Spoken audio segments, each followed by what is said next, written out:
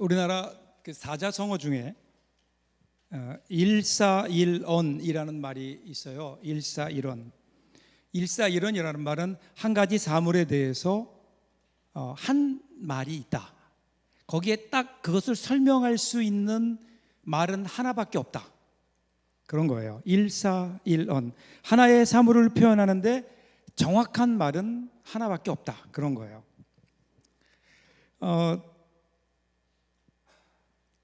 그런데 모든 말에 잘 맞는 어울리는 단어는 없을까요? 그런 단어가 하나 있어요. 우리 이 비슷한 사자성어 중에 백문일답이라는 말이 있어요. 백문일답. 이 말은 100가지를 물어도 답은 하나다. 그거예요. 100가지를 물어도 답은 하나다. 이제는 하늘나라에 가신 한국대학생 선교회의 CCC의 김중곤 목사님의 메시지 가운데 백문일답이 있어요. 이 김중곤 목사님이 말씀을 전하시면서 하는 모든 질문에 대해서 답을 한 가지만 하는 거예요. 그래서 백문일답. 그 답이 뭘까요? 답이 예수 그리스도예요. 그래서 이렇게 하는 거예요. 당신의 인생의 주인이 누구이십니까? 그럼 뭐로 대답해요? 예수 그리스도. 여러분의 삶의 이유는 무엇입니까? 그러면 예수 그리스도. 어떻게 하면 죄사함을 받을 수 있을까요? 예수 그리스도. 어떤 질문을 하든지 오직 예수 그리스도가 답인 거죠. 우리도 한번 해볼까요? 우리도 오늘 한번 해보겠습니다. 우리의 영원한 찬송의 주인공은 누구십니까? 그렇죠? 행복한 가정이 되는 비결은 어디에 있습니까? 갈수록 소리가 약해지는 것 같아요. 바른 자녀 교육은 어떻게 할 수 있을까요? 그래요, 예수 그리스도. 우리 기독교 신앙의 가장 중심, 기독교 신앙의 근간 예수 그리스도. 예수 그리스도가 없는 신앙 아니죠. 오늘 본문에도 바로 이 내용이 나옵니다. 자, 22절 한번 볼까요? 22절 보면 이렇게 시작해요. 하루는 제자들과 함께 배에 오르사 그들에게 이르시되 호수 저편으로 건너가자 하시매 이에 떠나. 이렇게 나와요. 지금까지 예수님 뭐 하셨죠? 설교하셨어요. 마태복음 5장에서는 이것을 산상수훈 그렇게 얘기하고, 오늘 누가복음에서는 이것을 평지 설교 그렇게 얘기하는데 같은 내용이에요. 그 내용은 뭐냐면 제자들에게 이제 예수 그리스도의 부름을 받아서 새로운 하나님의 백성이 된 그 제자들에게 어떻게 하나님의 자녀답게 살아야 하는지 그 가치를, 기준을 가르쳐 주셨죠. 그리고 나서 그날 저녁이 되니까 예수님께서 제자들에게 자, 우리 이제 바다 저편으로 건너가자 이렇게 말씀하세요. 바다 저쪽은 어딜까요? 바다 저쪽은 거라사 지역이에요. 거라사는 이방 지역이에요. 유대 지역이 아니에요. 유대 땅이 아니에요. 이방 땅인 거예요. 비유대 지역이에요. 그곳에 가자고 하신 말씀은 뭘까요? 그곳에 가서도 복음을 전해야 되겠다. 즉 지금 예수님과 제자들은 이방 선교의 목적을 가지고 지금 배를 타고 바다를 건너 가시는 거예요. 자, 그런데 28절 상반절 중요한 내용이라 같이 한번 읽어볼까요? 같이 읽습니다. 행선할 때에 예수께서 잠이 드셨더니. 자, 지금 이방 선교를 위해서 배를 타고 지금 이방 땅을 향해 나아가는 거예요. 그런데 예수님께서 제자들과 함께 배를 타셨는데 예수님이 주무세요. 잠이 드셨다. 왜 예수님이 잠이 드셨을까? 피곤해서 그러셨을까요? 물론 그래요. 사람이 피곤하면 잘 수도 있죠. 그런데 성경에서는 왜 예수님이 잠이 드셨다 이렇게 자세하게 기록하고 있을까? 여기에는 의도가 있는 거예요. 바꿔 얘기하면 예수님께서 잠이 드셨는데 거기에는 분명한 의도가 있다. 자, 이제 여기서 한번 생각해 보세요. 이제 잠시 후면 엄청난 태풍이 불어요. 광풍이 불어와요. 예수님이 이제 잠시 후에 광풍이 불어올 거다 예수님이 아셨을까요? 모르셨을까요? 아셨다 생각하면 고개를 끄덕끄덕. 모르셨을 거다면 고개를 저어보세요. 이것도 저것도 아닌 분들은 뭐예요? 알고 계셨죠, 예수님 분명히. 예수님은 이제 광풍이 도저히 우리 힘으로는 어찌할 수 없는 엄청난 바람이 불어올 것을 아시면서 어떻게 하셨어요? 주무셨어요. 여기에는 의도가 있어요. 의도성이 있어 보여요. 그게 뭘까요? 오늘 그것도 한번 여러분들이 말씀을 듣는 중에 한번 답을 찾아보세요. 반면에 제자들은 어떠했을까요? 거기에 예수님과 함께 탔던 제자들은 꿈에 부풀어 있을 거예요. 야, 이제 드디어 우리 사역이 해외로 진출하는구나. 그래서 예수님이 이제 드디어 이방 땅까지 가서 이 귀한 일들을 사역을 하시려고 하는구나. 아마도 미래에 대한 소망을 가지고 이제 거라사라고 하는 이방 땅에 가서 예수님께서 또 어떻게 어떤 일을 하실지 이것에 대한 꿈을 가지고 가고 있었을 거예요. 그런데 갑자기 어느 순간 광풍이 불어요. 광풍, 미친 바람이 부는 거예요. 22절 하반절 같이 읽어요. 마침 광풍이 호수로 내리침에 배에 물이 가득하게 되어 위태한지라. 어느 순간 바람이 일어나더니 파도가 배 안으로 막 들이치기 시작하고요. 얼마 지나지 않아서 배가 물로 가득하게 됩니다. 위험한 거예요. 어떤 광풍이었을까요, 여러분? 갈릴리 바다라고 하는 곳은 지금 여기서 바다 하니까 짠물을 우리가 생각하는데 짠물은 아니에요. 담수예요. 지리적으로 보면 사방이 산으로 둘러싸여 있는 일종의 분지와 같아요. 그런데 그 둘러싸고 있는 산 중에 가장 높은 산이 헬몬산이라고 북쪽에 높이 있는데 2760m예요. 우리나라로 따지면 백두산 높이 되죠. 굉장히 높은 산이에요. 그래서 그 산 위에는 언제나 만년설이 있어요. 날씨가 따뜻해지면 거기서부터 그 눈이 녹아서 내려요. 협곡을 타고 내려오면서 그 물들이 힘차게 흘러내려서 그래서 갈릴리 바다로 유입되는 거예요. 그런데 눈이 녹아서 흘러내리는 물이기 때문에 그 물은 찬물이에요. 찬 기운이 있잖아요. 그런데 갈릴리 바다는 거기는 아열대 기후죠. 더워요. 그러니까 찬 기류와 더운 기류가 만나면서 때때로 거기에 예상하지 못했던 이상 기류들이 형성되기 시작하고 그러면서 기대하지 않았던 예측하지 못했던 바람들이 한순간에 불게 돼요. 이것이 여기가 바로 갈릴리 바다예요. 오늘 본문에 나오는 광풍이 그런 거예요. 전혀 예측하지 못했어요.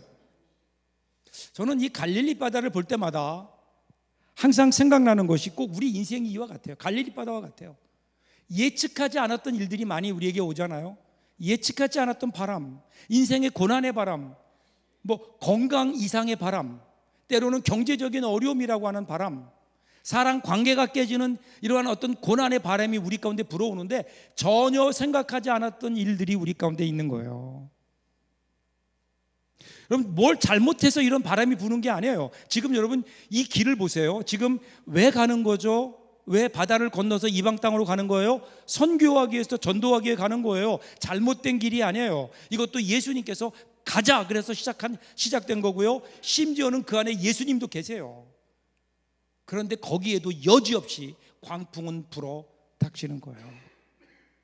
성경은 한 번도 너희들이 예수를 잘 믿으면 고난이 없다, 너희 인생에 고난의 바람이 불지 않을 것이다, 이렇게 약속해 주신 적이 한 번도 없어요. 성경은 우리에게 이렇게 가르쳐요. 너희가 세상에서 환난을 당하나 그러나 담대하라, 내가 세상을 이겼다, 이렇게 말씀하세요.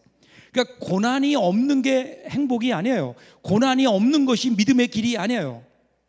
고난은 있어요. 그런데 고난을 이기는 것이 믿음의 길이에요.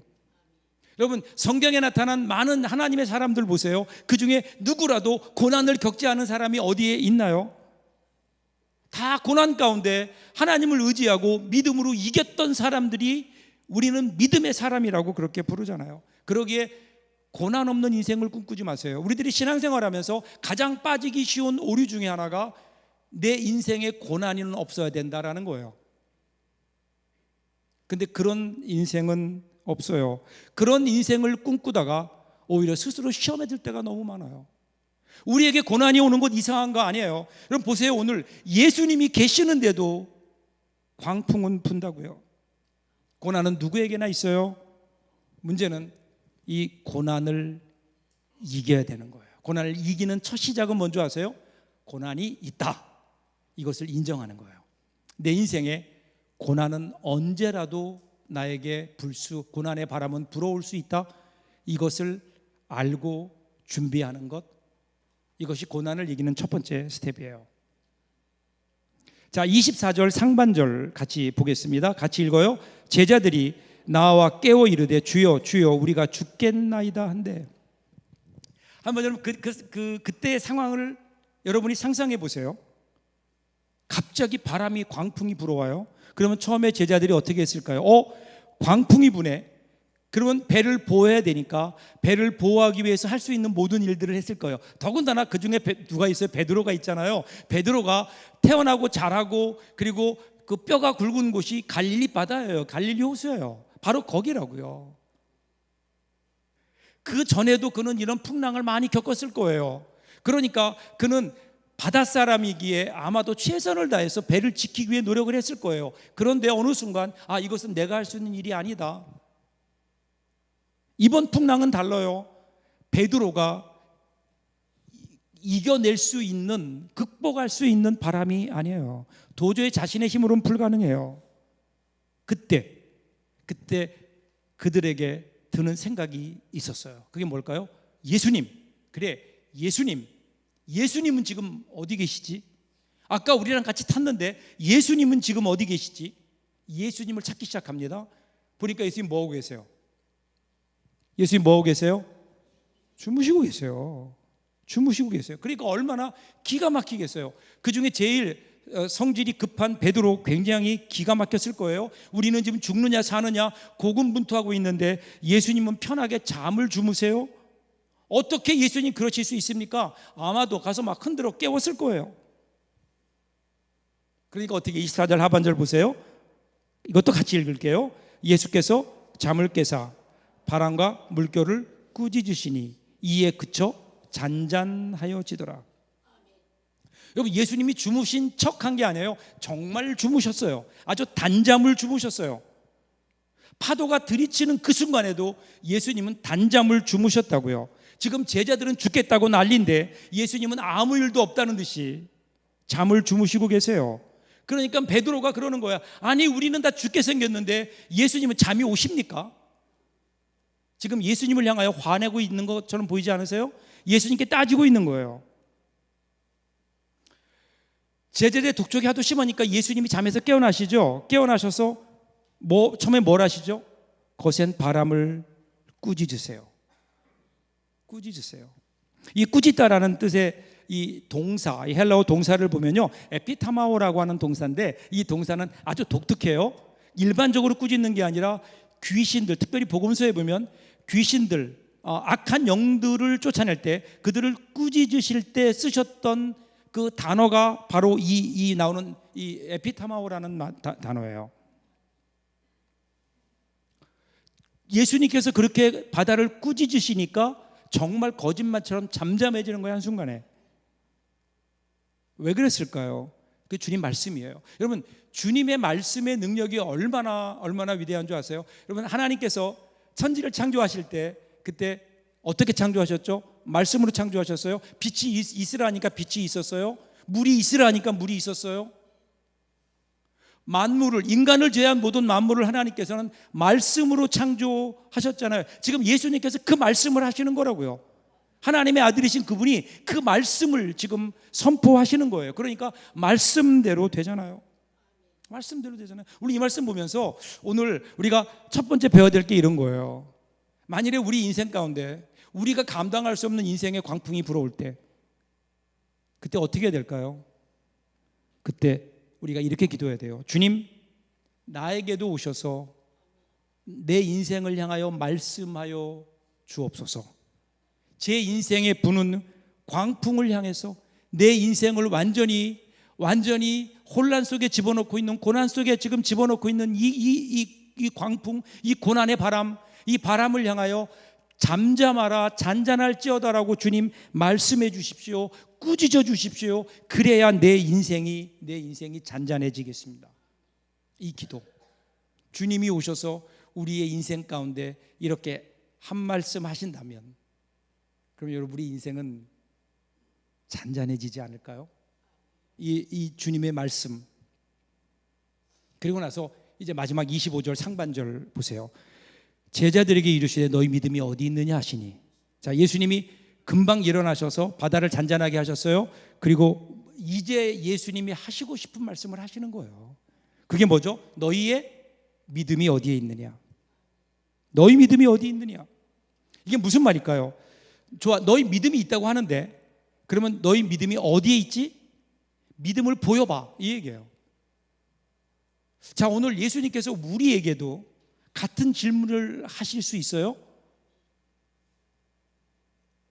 너희들에게 믿음이 있다면 그 믿음이 어디에 있느냐? 믿음을 보여라. 어떻게 보여주실래요? 여러분의 믿음을.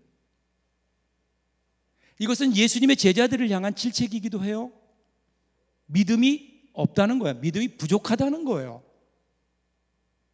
왜 예수님이 이런 말씀하셨을까요? 왜냐하면 많은 그리스도인들이 믿음을 오해하고 있어요. 우리는 믿음을 어떻게 생각하는가 하면 믿음을 의지라고 생각을 해요. 그래서 우리의 의지를 동원해서 적극적으로 능동적으로 열심히 하나님을 믿으려고 노력하는 것, 이것을 우리는 믿음이다 이렇게 얘기해요. 근데 믿음이 그런 걸까요?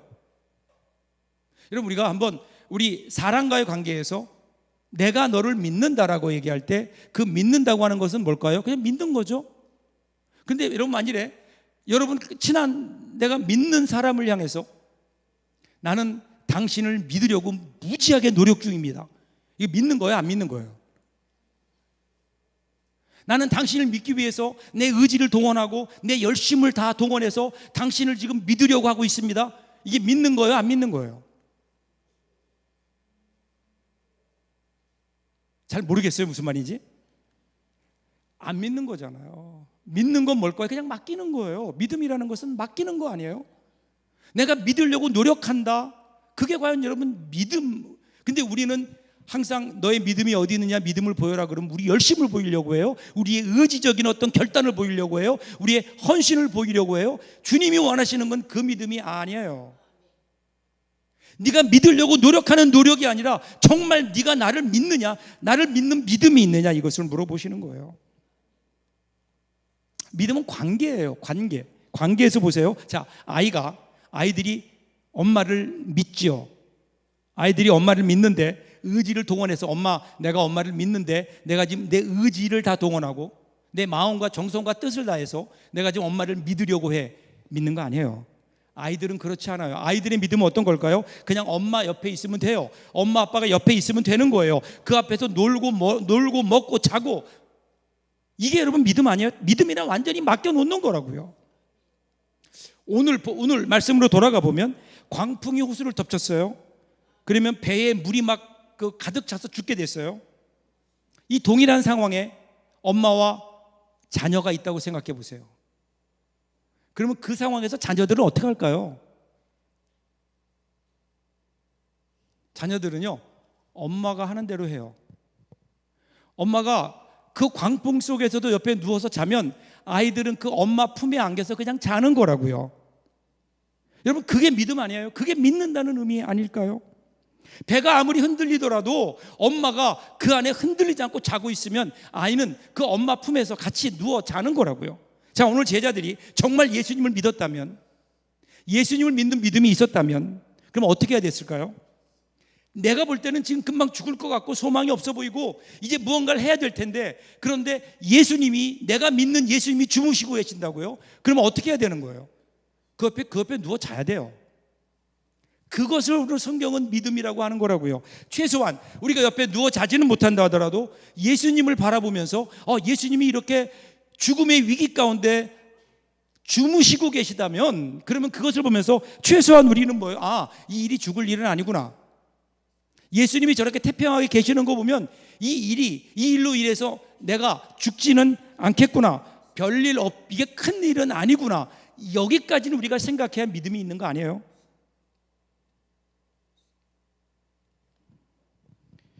이것이 여러분 믿음이라고요. 이 믿음을 지금 예수님께서 그들을 향해서 꾸짖으시는 거예요. 나중에 그런데 베드로가 이 예수님의 말씀을 이해해요. 그리고 베드로가 그렇게 변해요. 나중에 여러분 사도행전 넘어가면요, 사도행전 12장에 보면 헤롯 왕이 초대교회를 핍박하기 시작해요. 그러면서 베드로, 야고보를 죽이고 그 다음에 베드로를 체포해서 감옥에 넣어요. 그리고 그 다음날 재판을 열어서 죽이려고 해요. 그날 밤에 그런데 하나님께서 그 베드로를 구해내시기 위해서 천사를 보내시죠. 그래서 그를 구해내세요. 그 장면이 아주 인상적이에요. 사도행전 12장 6절인데요, 같이 한번 읽겠습니다. 12장 6절. 헤롯이 잡아내려고 하는 그 전날 밤에 베드로가 두 군인 틈에서 두 쇠사슬에 매여 누워 자는데 파수꾼들이 문 밖에서 옥을 지키더니. 지금 베드로가 뭐하고 있어요? 자고 있어요. 지금이 어떤 상황이에요? 내일이면 죽는 거예요. 내일이면 죽어요. 여러분 같으면 잘 수 있겠어요? 내일 내가 죽는데 오늘 밤 편하게 잘 수 있는 사람이 있을까요? 그것도 오늘 본문을 보세요. 말씀을 보세요. 쇠사슬에 묶여서 베드로를 감시하는 군인들 틈에서. 이건 불가능한 거예요. 불가능한 거예요. 근데 베드로는 거기서 정말 잔다고요. 그 뒤를 보시면요, 천사가 와서 흔들어 깨울 정도로 자요.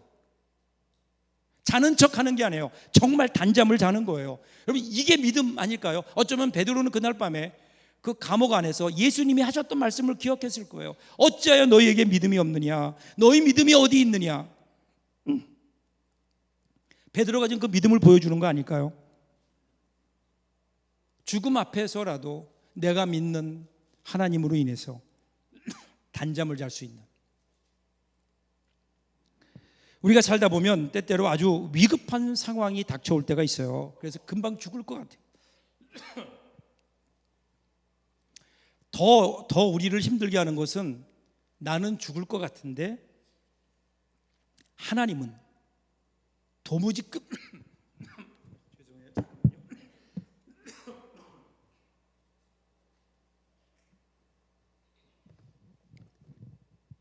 죄송해요. 어디까지 했죠? 여러분도 모르죠? 그냥 제가 알아서 할게요. 우리가 살다 보면 아주 위급한 상황이 닥칠 때가 있어요. 그때도 힘들지만 정말 힘든 거는 하나님께서 내 사정을 모르는 것 같아요. 마치 오늘 본문에 나온 것처럼 하나님이 주무시는 것 같은 상황. 근데 그때 안심할 수 있는 것이 참 믿음이 아니냐, 오늘 성경은 그렇게 얘기하는 거예요. 하나님이 가만히 계신다? 그러면 어떻게 해야 돼요? 나도 가만히 있어야죠. 하나님이 가만히 계실 때는 뭔가 하나님의 뜻이 있지 않을까? 하나님의, 내가 알지 못하는 하나님의 계획이 있지 않을까? 여러분, 믿음이라고 하는 것은요, 환경에 대한 믿음이 아니라니까요. 환경이 내가 원하는 대로 바뀔 것이다, 이것은 믿음이 아니에요. 이것은 우리의 바람일 뿐이에요. 믿음은 뭐예요? 환경에 대한 믿음이 아니라고요. 예수 그리스도에 대한 믿음이라고요. 그때 그 자리에 우리와 함께 하시는 그 예수 그리스도, 그분에 대한 믿음 아닐까요? 그래서 성경은요, 믿음이 뭐냐? 예수 그리스도를 아는 것이다, 이렇게 얘기해요. 뭘 알아요? 예수님의 십자가를 우리가 알아야 되죠. 예수님이 이 땅에 왜 오셨는지를 알아야 되죠. 우리를 위해서, 우리를 구원하시기 위해서 십자가에 죽어주실 정도로 우리를 사랑하셨던, 당신보다 우리를 더 사랑하시는 하나님의 그 사랑, 하나님의 그 사랑을 알기 전에는 어떻게 우리에게 믿음이란 것이 있을 수 있을까요? 우리는 이 믿음이라는 것을 내가 원하는 대로 우리의 삶이 바뀌는 것을 믿음이라고 오해하고 있는 것 아닐까요? 우리 믿음의 근거는 뭐예요? 예수 그리스도를 아는 거예요. 오늘 우리의 삶 속에 우리의 삶을 붙드시고 인도하시고 역사하시는, 그리고 결정하시는 그 하나님, 그 예수 그리스도에 대한 믿음, 그분을 아는 것, 그분의 사랑을 아는 것, 그분의 그 은혜를 아는 것, 이것이 여러분 우리 믿음의 근거 아닐까요? 그 어떤 상황 속에서라도 우리를 끊어낼 수 없는 예수 그리스도의 십자가의 사랑이 우리 가운데 있다면, 여러분, 이게 믿음이라니까요. 환경이 아니라 예수 그리스도에 대한 믿음. 그래서 오늘 말씀의 결론을 보세요. 25절 하반절이에요. 같이 읽습니다. 그들이 두려워하고 놀랍게 여겨 서로 말하되 그가 누구이기에 바람과 물을 명함에 순종하는가 하더라. 그들이 이제 이렇게 질문해요. 저분이 누구이신가? 저분이 누구이기에 바람과 파도도 순종하는가? 도대체 예수, 저분이 누구신가? 바다를 잔잔하게 하는 예수님을 보면서 그들은 혹시 저분이 저 바다를 만드신 그분, 그 창조주는 아니실까? 그 하나님이 아니실까? 여러분, 우리 신앙생활에서 가장 중요한 질문이 뭔지 아세요? 예수, 그는 누구인가요? 예수는 누구인가? 그런데 오늘 우리는 예수님은 누구인가요? 라는 질문을 하는 것보다 우리는 어떤 질문을 많이 할까요? 예수님은 나에게 무엇을 해줄 수 있는가? 예수를 믿으면 나에게 어떤 유익이 있는가? 내가 예수 믿음으로 어떤 복을 받을 것인가? 여러분, 여기에 혹시 우리의 관심이, 우리의 질문이 집중되고 있는 것은 아닐까요? 그런데 우리가 성숙한 신앙인이 되려면, 믿음의 사람이 되려면 무엇이라고 하는 질문에서 누구라는 질문으로 바뀌어야 되는 거예요. 만약에 오늘 우리가 이 말씀을 읽으면서 문제가 생길 때 예수님이 함께 하셔서 예수님이 한 말씀 하시면 모든 것이 한순간에 평정되는구나, 이렇게 깨달으셨다면 여러분, 성경 헛읽은 거예요. 잘못 읽은 거예요. 오늘 본문의 초점은 어디에 있어요? 폭풍우가 휘몰아치는 갈릴리 호수가 잔잔해진 그것이 아니라 그 일을 행하신 예수 그리스도가 누구이신가? 여기에 초점이 있는 거예요. 제자들의 모습을 보세요. 제자들이 두려워하고 놀랍게 여겼다. 이 놀랍다는 말은 경외했다는 거예요. 왜 놀랐을까요? 그 전까지 그들은 아마도 예수님을 훌륭한 사람으로 봤을 거예요.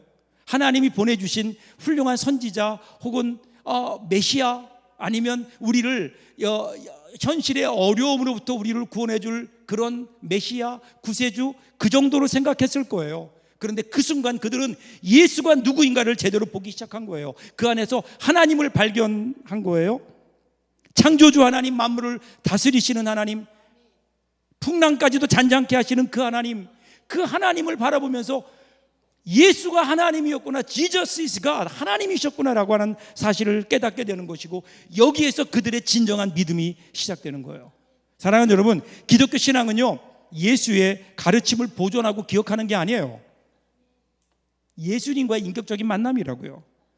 그래서 성경학자들 가운데 예수의 실체를 Historical Jesus, 역사적 예수에서 찾으려고 하는데, 여러분, 예수님은 과거 역사의 기록에 계시는 분이 아니에요. 오늘도 살아서 역사하시며 오늘 우리를 만나주시는 살아있는 예수님, 그분이 여러분 오늘 우리가 만나야 될 예수님이고, 그분이 진짜 여러분 예수님 아닐까요?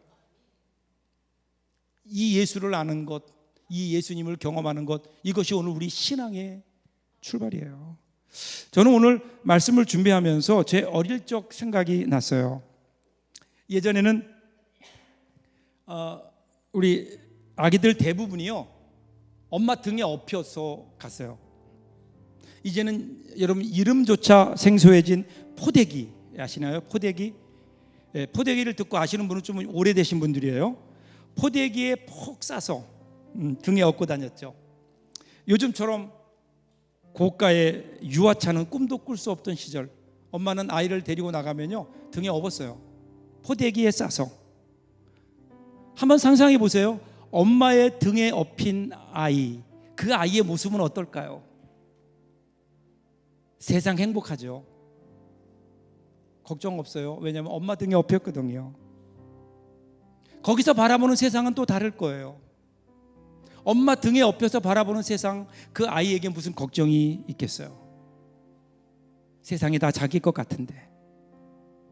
재미있는 거는요, 그 엄마 등에 업히는 순간 다 볼 수 있는데 한 사람만 못 봐요. 누굴까요? 엄마예요. 엄마 등에 업혔거든요. 그래서 여러분, 어느 국문학자가 이렇게 재미있게 해석했어요. 이 없다, 등에 없다, 이 말은 아무것도 없다라는 그 없다에서 나왔다, 그렇게 얘기해요. 가만 보면 그렇지 않아요? 두 말이 비슷해요. 두 단어가 비슷해요. 아기를 등에 업는 순간 아기에게는 엄마 얼굴이, 엄마에게는 아기 얼굴이 보이지 않아요. 왜 그럴까요? 업었어요. 너무 가까이에 있어요. 눈에 보이지 않을 뿐 가장 가까이에 있는 것이 업음이라고 하는 것의 신비가 아닐까요?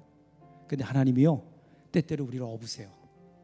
출애굽기 19장 4절 보시면 내가 애굽 사람에게 어떻게 행하였음과 내가 어떻게 독수리 날개로 너희를 업어 내게로 인도하였음을 너희가 보았느니라. 하나님 때때로 우리를 업어서 우리를 인도하신다는 거예요. 우리가 믿음의 길을 가다 보면요, 힘들고 어려울 때 있어요. 더 힘든 것은 그때 주님이 모습이 보이지 않을 때예요.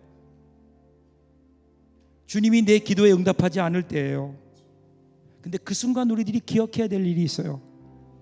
주님이 없는 것처럼 여겨지는 것은 혹시 주님이 우리를 업으셔서 그런 것은 아닐까? 우리가 감당할 수 없는 고난으로 지쳐 있을 때, 쓰러져 있을 때, 그때 우리에게 찾아오셔서 등을 우리에게 드미시면서 업으라고 업어주시는 그 하나님의 은혜.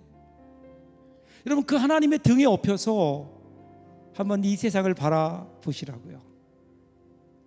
하나님의 모습은 보이지 않아요. 그런데 하나님의 등에 업혀서 바라보는 세상은 분명히 다를 거예요. 세상 걱정 없어요. 세상 행복해요. 여러분, 신앙생활이 이거 아닐까요? 이번 한 주간도 여러분, 우리 하나님의 등에 업혀서 사는 한 주간이 되면 얼마나 좋을까요?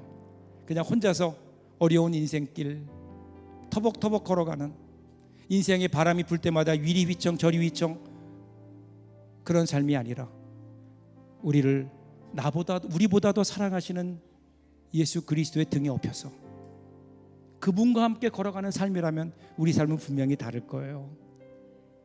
주님과 함께 주님의 등에 업혀서 이번 한 주간도 여러분 힘있게 승리롭게 믿음으로 살아가는 저와 여러분들 될 수 있기를 주님의 이름으로 축복합니다. 기도하겠습니다.